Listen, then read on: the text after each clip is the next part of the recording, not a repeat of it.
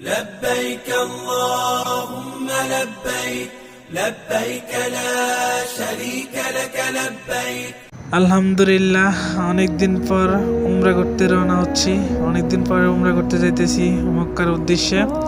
তো আর দেরি না করে রুম থেকে এখনই বের পড়তেছি উমরা করার উদ্দেশ্যে। সারাদিন ডিউটি করে রাতেই রওনা হলাম মক্কার উদ্দেশ্যে উমরা করার জন্য। সাথে আছে আমাদের রাজ্জাক ভাই, আমার সাথে। রাত্রেবেলা উমরা করার সুযোগ সুবিধাটাই আলাদা। রাত্রে কোনো রোদ থাকে না, তেমন কোনো গরম থাকে না, নিরিবিলি একদম ভালোভাবে উমরা করা যায়।